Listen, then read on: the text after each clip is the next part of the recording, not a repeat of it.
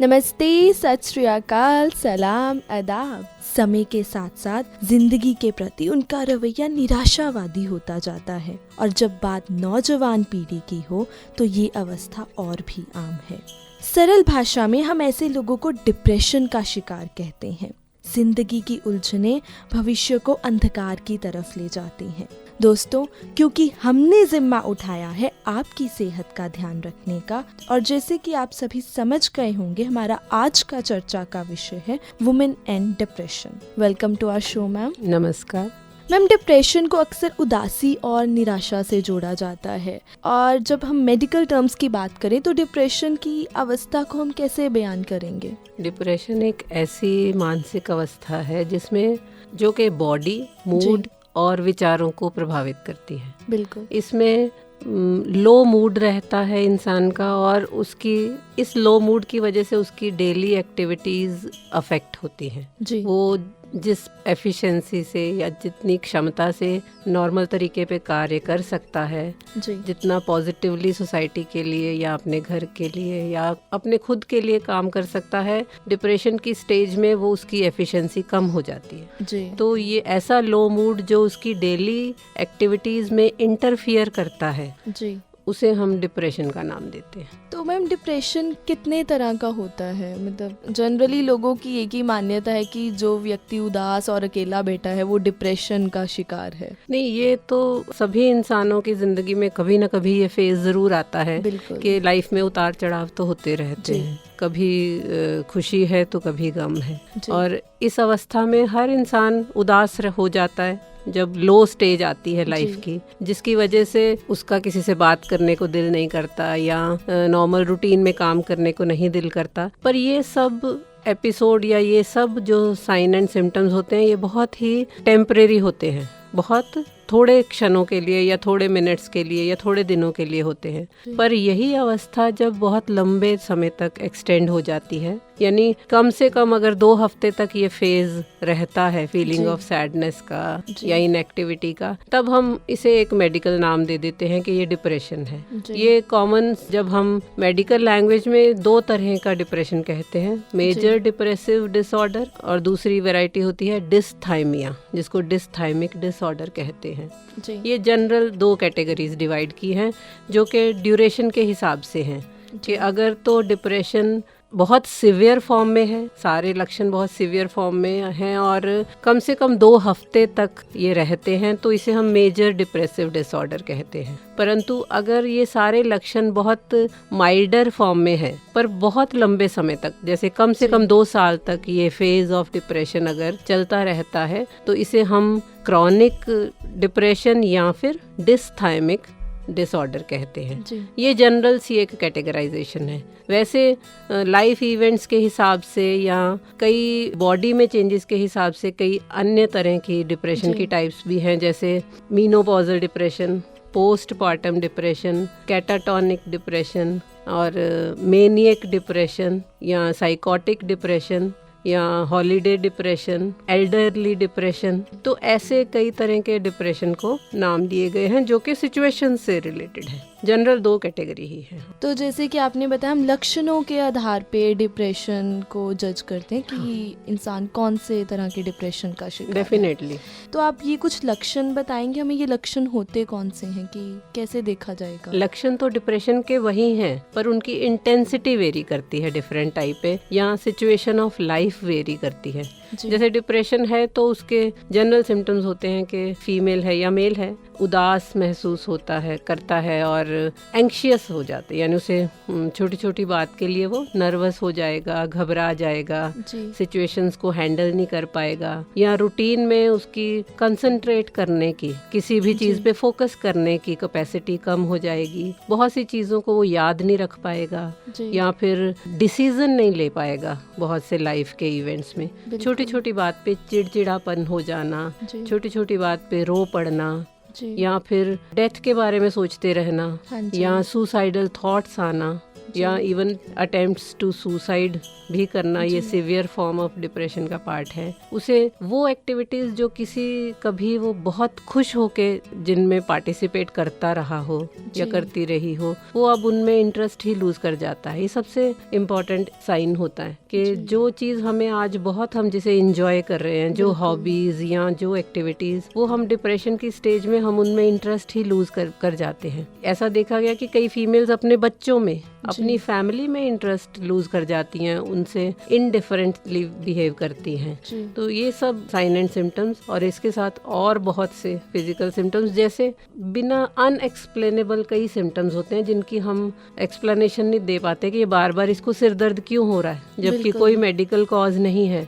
बार बार इसका पेट क्यों खराब हो जाता है, या बॉडी में कभी कहीं दर्द हो रही है, कभी कहीं दर्द हो रही है। जब इनको हम नहीं एक्सप्लेन कर पाते तो ये देखा गया है कि वो डेफिनेटली कहीं ना कहीं माइंड से रिलेटेड होती हैं, और ये भी एक सिम्टम माना गया है, सिम्टम एंड साइन डिप्रेशन। इसके अलावा भी बहुत से सिम्टम्स होते हैं, बहुत सी वैरायटीज हैं। जैसे कोई तो किसी को नींद नहीं आती, या किसी को बहुत नींद आती है, कोई उठना ही नहीं चाहता, या कोई सो नहीं पाता, स्पेशली अर्ली मॉर्निंग नींद खुल जाती है ऐसे लोगों की जी। या फिर कुछ ईटिंग डिसऑर्डर भी होते हैं, जैसे किसी को तो भूख नहीं लगती, उसका वेट लूज होने लगता है। स्पेशली नोटिस किया कि अगर किसी पेशेंट का या किसी पर्सन का आपने देखा 1 महीने में 5 किलो से ज्यादा वेट लूज हो गया सडनली जी, बिल्कुल, और कोई मेडिकल कॉज नहीं मिल रहा, तो डेफिनेटली कहीं ना कहीं एक कॉज डिप्रेशन हो सकता है। या ऐसे लोग अपनी डिप्रेशन को कंपनसेट करने के लिए बहुत खाने लगते हैं और उनका वेट गेन हो जाता है। तो इसके कई स्पेक्ट्रम है, कई इसके तरह की वैरायटी ऑफ सिम्टम्स होते हैं जो कि डिप्रेशन का पार्ट है। तो जैसे कि आपने लक्षण बताए, उस आधार पे मैं ये कह सकती हूँ कि ये समझना एक टाइम पे आके बड़ा मुश्किल हो जाता है कि क्या उस इंसान को सच में डिप्रेशन है या फिर।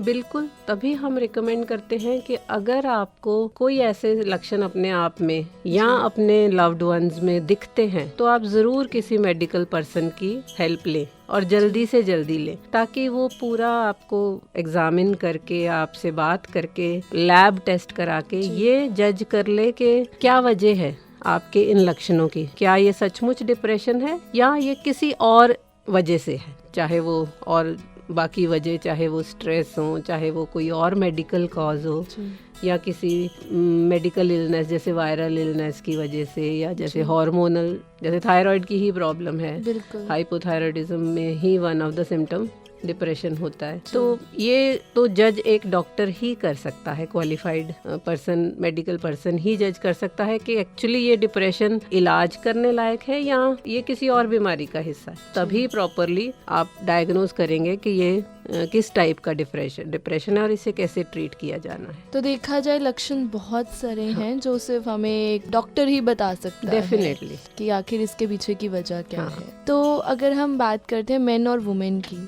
तो इनके डिप्रेशन में भी कोई अंतर है या फिर मेन और वुमेन में डिप्रेशन एक ही पहले तो ये कि वुमेन ज्यादा अफेक्टेड होती हैं, ऑलमोस्ट 2 times मोर, यानी वो इंसिडेंस जो डिप्रेशन का है औरतों में 2 गुना है आदमियों से। उसकी वजह शायद ये है कि फीमेल को कई तरह के चेंजेस से गुजरना पड़ता है, जैसे प्यूबर्टी आती है तो मेंस्ट्रुएशन शुरू होती है, फिर शादी के बाद प्रेगनेंसी आती है तो कई तरह के चेंजेस आते हैं बॉडी में, फिर मीनोपॉज होता है तो कई तरह के चेंजेस आते हैं, फिर और भी फीमेल को कितनी सारी लाइफ सिचुएशंस में से गुजरना पड़ता है। तो डेफिनेटली ये एक वजह हो सकती है कि औरतों में इसका इंसिडेंस आदमियों से 2 गुना है। और इन लक्षणों में भी फर्क है, जैसे औरतों में ये डिप्रेशन ज्यादा जल्दी एज में आ जाता है, जैसे 15 से लेके 30 साल की उम्र में ये डिप्रेशन मोस्टली देखा गया है अगर औरतों में आता है तो। और दूसरा, औरतें ज़्यादा उदास रहेंगी,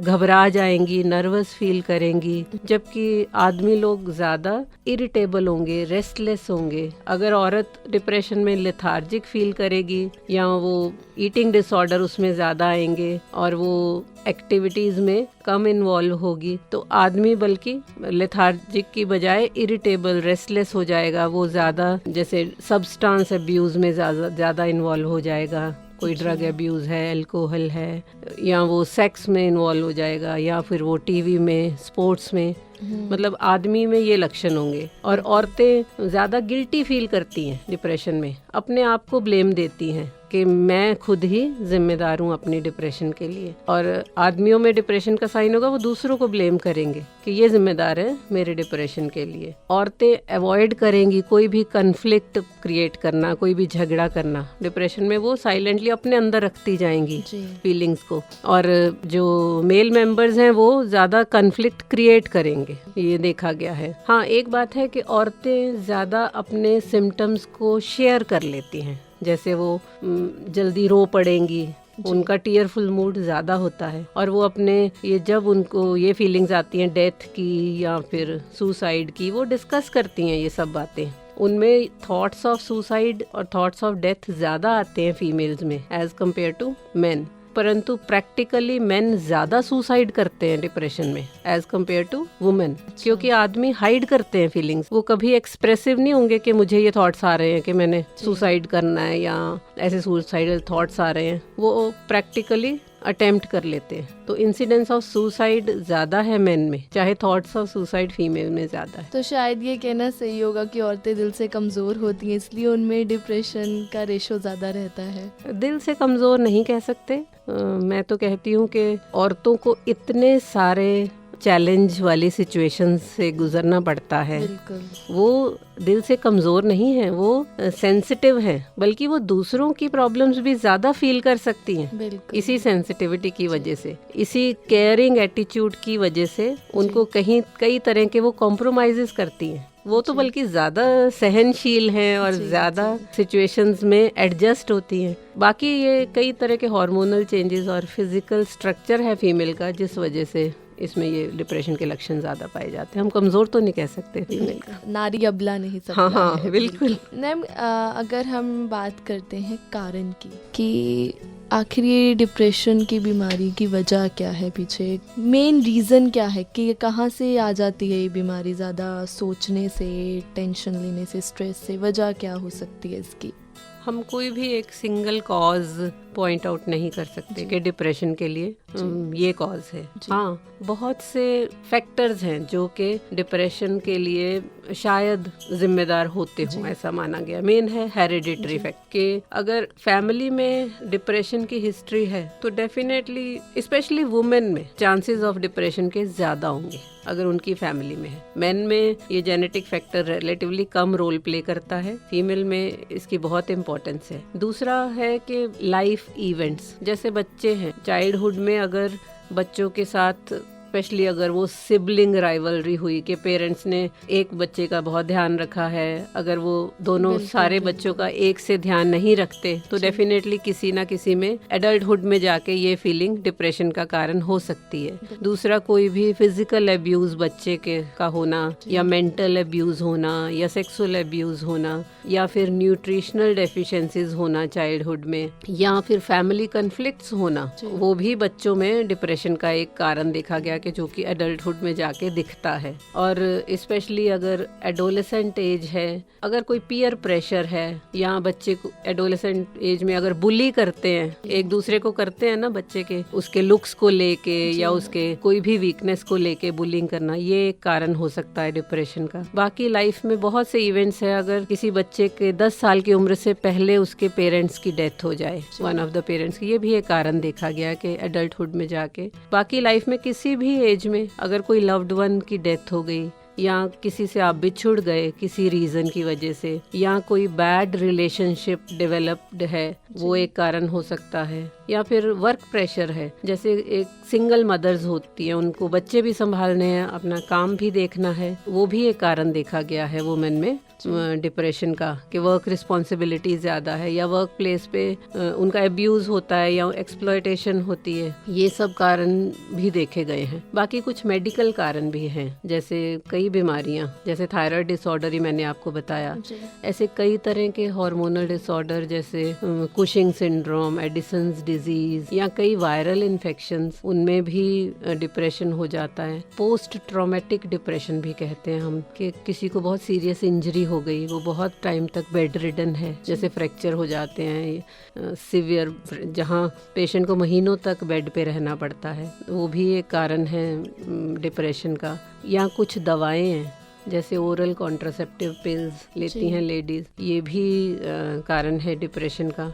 या कई और मेडिसिन्स हैं जो कि डिप्रेशन को के साइन एंड सिम्टम्स पैदा कर सकती हैं। इसीलिए हमें डिप्रेशन का इलाज से पहले उसका कारण जानना बहुत ज़रूरी है ताकि सही तरीके से उसका इलाज हो पाए। तो दोस्तों, डॉक्टर मंजुश्री ने हमें बहुत अच्छे से डिप्रेशन के कारणों के बारे में बताया। दोस्तों, एक बार जब आपकी सोच निराशा से आशा में परिवर्तित हो जाएगी तो आपको अच्छे नतीजे मिलने भी शुरू हो जाएंगे। इससे पहले डॉक्टर मंजुश्री ने हमसे बात की थी डिप्रेशन के कारणों के बारे में कि किस तरह आपकी कमजोरियां डिप्रेशन की वजह बन जाती है। अब हम बात करेंगे डिप्रेशन के ट्रीटमेंट के बारे में। मैम, कारणों की तो बात हो गई, लेकिन इस मुसीबत से निजात कैसे पाया जाए? पहले तो एक बहुत ये पॉजिटिव नोट है और एक होपफुल है कि डिप्रेशन का बहुत अच्छा इलाज जी। डिप्रेशन बहुत मोस्ट ऑफ द केसेस ये ठीक हो जाते हैं जी। ऐसी नहीं है कि ये ला इलाज बीमारी है। हाँ, इसका इलाज दवाइयों से भी होता है और साइकोथेरेपी से भी, मतलब ये एक कंबाइंड तरह की थेरेपी है। जैसे मैंने आपको पहले बताया कि हमें डॉक्टर से पहले मिलना है ताकि डायग्नोज हो कि कॉज क्या है डिप्रेशन का, या अगर तो कोई मेडिकल कॉज है किसी बीमारी की वजह से या फिर किन्हीं दवाइयों की वजह से डिप्रेशन है, तो डेफिनेटली वो जो बैकग्राउंड कॉज है उसे हटाने से ये डिप्रेशन अपने आप ही ठीक हो जाता है। बिल्कुल। हाँ, जहाँ कोई लाइफ सिचुएशंस जिम्मेदार हैं डिप्रेशन के लिए, वहाँ साइकोथेरेपी, फैमिली थेरेपी या ग्रुप थेरेपी, जिसे हम कॉग्निटिव बिहेवियर थेरेपी का पार्ट कहते हैं, उनके हेल्प से हम लोग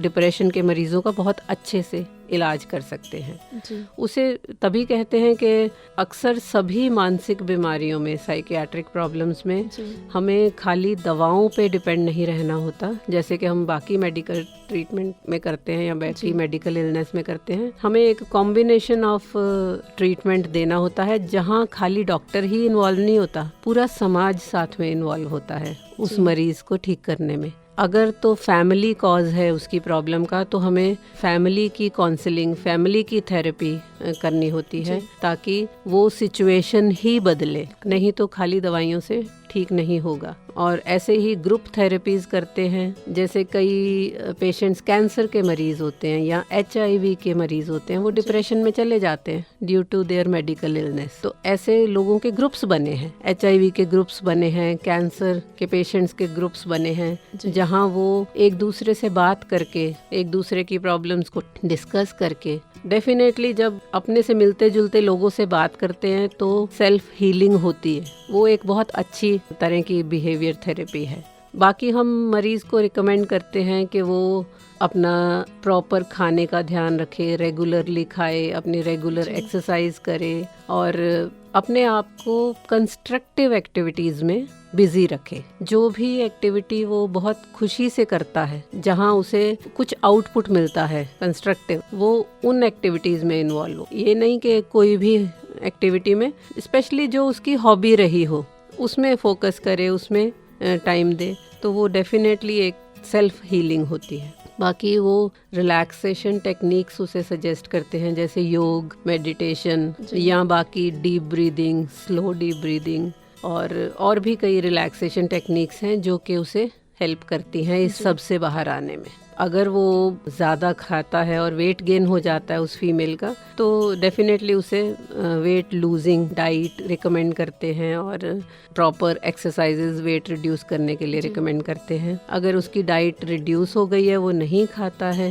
तो definitely healthy diet, balance diet का सजेशन देते हैं। इसलिए जो ट्रीटमेंट है वो डिपेंड करता है कि डिप्रेशन किस तरह का है, इसलिए उसका ट्रीटमेंट भी वेरी करता है हर डिप्रेशन। तो डिप्रेशन के मरीज को दवाइयों और व्यायाम काम के साथ साथ अपने अपनों के साथ और भरोसे की भी ज़रूरत है। बिल्कुल, उसे कनेक्ट होना बहुत ज़रूरी है। अपनी फैमिली से, सोसाइटी से बात करना बहुत ज़रूरी है। हम कहते हैं कि अपने आप में बॉटल्ड अप मत रहो, अपनी फीलिंग्स को दबा के मत रखो, बात करो किसी भरोसे के आदमी से, अपने दोस्त से, अपने बहन से, भाई से, अपने फैमिली से बात करो अपनी फीलिंग्स की, ताकि शुरुआत में ही ये प्रॉब्लम सॉल्व हो सके, इसका सोल्यूशन मिल सके। आप अपनी फीलिंग्स को, या जो आपको लगता है कि ये तो बड़ी डिफरेंट तरह के मुझे विचार आ रहे हैं, स्पेशली ये सुसाइडल थॉट्स ऑफ डेथ, या ये लगता है कि मैं किसी काम का नहीं हूँ, या होपलेसनेस आ जाती है, ये सब सिग्नल हैं कि अब हमें किसी न किसी से बात करने की जरूरत है, और वो भी वो जो स्किल्ड हो और आपका भला चाहता हो। दोस्तों, वक्त निकाल कर मुस्कुराते रहो, जिंदगी कब देती है बार बार मौका ढूंढो और खिलखिलाते रहो।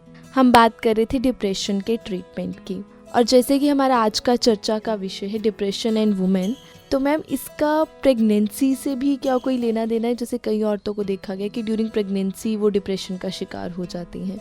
हाँ, दोनों बातें हैं कि प्रेगनेंसी का डिप्रेशन पे क्या इफ़ेक्ट है और डिप्रेशन का प्रेगनेंसी पे क्या इफ़ेक्ट है। अगर प्रेगनेंसी में डिप्रेशन हो जाता है फीमेल को, तो डेफिनेटली वो अपना ध्यान नहीं रख पाएगी। बिल्कुल। जैसी उसको डॉक्टर ने मेडिकल रिकमेंडेशंस दे रखी हैं, जैसी डाइट सजेस्ट कर रखी है, जैसी एक्सरसाइजेज, वो नहीं फॉलो कर पाएगी, तो उसका डेफिनेटली असर बेबी पे और उस पे खुद पे होगा। दूसरा, डिप्रेशन की वजह से कई फीमेल्स सब्सटेंस अब्यूज में चली जाती हैं, वो स्मोक करने लगती हैं, वो अल्कोहल लेने लगती हैं, या ड्रग अब्यूज करने लगती हैं, तो डेफिनेटली इन चीज़ों से बेबी की हेल्थ पे असर पड़ता है, और उनसे कहीं ना कहीं उनकी बेबी के साथ बॉन्डिंग फ्यूचर में कम होती है, और ऐसी फीमेल्स में चांसेस ज़्यादा होते हैं कि पोस्टपार्टम डिप्रेशन के। आपने पोस्टपार्टम डिप्रेशन का सुना होगा कि डिलीवरी के बाद कई फीमेल्स डिप्रेशन में चली जाती हैं, जिसे बेबी ब्लूज भी कहते हैं। तो अगर प्रेगनेंसी में डिप्रेशन होता है तो एक कहीं ना कहीं ये संभावना होती है कि पोस्टपार्टम डिप्रेशन भी होगा। तो ये प्रेगनेंसी में डिप्रेशन का इफेक्ट है। और अगर किसी ऑलरेडी डिप्रेस्ड फीमेल प्रेग्नेंट हो जाती है तो डेफिनेटली उसके डिप्रेशन के सिम्टम्स बढ़ जाते हैं प्रेगनेंसी की वजह से। इरिटेबल हो जाएगी, या फिर इफेक्ट तो वही होंगे कि वो केयर नहीं कर पाएगी अपनी, पर प्रेगनेंसी डिप्रेशन को एग्रेवेट करती है। वैसे तो बहुत से हार्मोनल चेंजेस होते हैं जो प्रेगनेंसी में डिप्रेशन के सिम्टम्स नहीं आने देते, पर अगर हो जाता है इनके, मोस्टली तो लेडीज में पोस्टपार्टम डिप्रेशन होता है प्रेगनेंसी के बाद, फिर भी इसका इफेक्ट अगर हो तो बेबी पे भी पड़ता है। तो मैम ये तो बात हुई प्रेगनेंसी की। अगर हम बात करते हैं मेंस्ट्रुएशन की, तो इसका भी क्या कुछ डिप्रेशन से लेना देना है? हाँ, जैसा मैंने आपको बताया कि हार्मोनल चेंजेस जब फीमेल में होते हैं, वो चेंजेस कहीं ना कहीं उसके मूड डिसऑर्डर्स लेके आते हैं। जैसे अक्सर देखा होगा आपने कि मेंसेस आने से पहले कई फीमेल्स बहुत उदास हो जाती हैं, बहुत घबराहट फील करती हैं, रेस्टलेस फील करती हैं, या बहुत टीयरफुल मूड में रोने की टेंडेंसी उनकी रहती है। तो ये सब सिम्टम्स मेंस्ट्रुएशन में होने वाले हार्मोनल चेंजेस की वजह से, और मोस्टली ये सिम्टम्स जैसे ही मेंसेस शुरू होते हैं ठीक हो जाते हैं। तो जैसे जैसे हार्मोन्स बदलते हैं, स्पेशली एक हार्मोन ईस्ट्रोजन हार्मोन होता है जो कि रिस्पॉन्सिबल है ये मूड चेंजेस के लिए। जैसे उसका लेवल कम होता है डिप्रेशन के सिम्टम्स बढ़ते हैं। इसीलिए मीनोपॉजल फीमेल्स में देखा होगा कि जब औरतों का मीनोपॉज होता है तो उनमें टेंडेंसी डिप्रेशन की बढ़ जाती है, क्योंकि उनका ईस्ट्रोजन हार्मोन का लेवल कम हो जाता है मीनोपॉजल एज में। तो ये हार्मोनल और कई केमिकल इम्बैलेंसेस रिस्पॉन्सिबल हैं डिप्रेशन के इनके साथ। डॉक्टर, इसके अलावा आपको और कोई कारण लगता हो औरतों में डिप्रेशन का, जैसे प्रेगनेंसी और मेंस्ट्रुएशन के बाद की, या फिर कोई ऐसी चीज़ जिसका औरतों को खास ध्यान रखना चाहिए अगर वो डिप्रेशन का शिकार हैं या फिर डिप्रेशन जैसी बीमारी से बचना चाहती हैं? तो मैं तो यही सजेस्ट करूँगी कि स्ट्रेसफुल इवेंट्स में भी, जब आपको स्ट्रेसफुल सिचुएशंस हैं उनमें अपने आप को स्टेबल रखें। यानी सबसे बढ़िया तरीका है कि बात करें। बिल्कुल। वही है कि आप जब तक एक्सप्रेसिव नहीं होंगी, अपनी फीलिंग्स को बाहर नहीं लाएंगी, जी। वो अंदर ही अंदर इकट्ठी होती रहेंगी तो वो ज़रूर बढ़ जाएंगी और कॉम्प्लिकेट होगा मैटर। जी। इसीलिए कभी बॉटल्ड अप ना रहें, खुल जी। के बात करें, अपनी फीलिंग्स की रेगुलर एक्सरसाइज करें, जी। अपना ईटिंग हैबिट्स ठीक रखें, जी। सब्सटेंस अब्यूज़ अवॉइड करें, क्योंकि ये भी फर्दर फ्यूचर में डिप्रेशन का कारण हो सकते हैं। जी। और अपने आप को ऐसी सोशल एक्टिविटीज़ में एंगेज रखें जो कि फ्रूटफुल हों, जिसे आपको बहुत सेटिस्फेक्शन मिले कि आपने कुछ कंस्ट्रक्टिव काम जी। किया है जिसे आप इंजॉय भी करते हैं। और पूरी नींद लें, एक दिन में 24 घंटे में 8 घंटे की नींद इनफ है, और वो हेल्दी आपके माइंड मेकअप के लिए बहुत ज़रूरी है। और बाकी मेडिटेशन, योग और बाकी रिलैक्सेशन टेक्निक्स ज़रूर अपनाएं अपने रेगुलर लाइफस्टाइल में, ताकि आपकी स्ट्रेस को डील करने की ताकत या कैपेसिटी बढ़े। तो स्ट्रेस में भी औरतों को मुस्कुराना नहीं भूलना चाहिए। हाँ, बिल्कुल जी। दोस्तों, ज़िंदगी में मुश्किलें तमाम हैं, फिर भी इन होठों पर मुस्कान है, क्योंकि जीना जब हर हाल में है तो फिर मुस्कुरा कर जीने में क्या नुकसान है। आज का हमारा चर्चा का विषय था वुमेन एंड डिप्रेशन। दोस्तों, स्वस्थ रहिए, खुश रहिए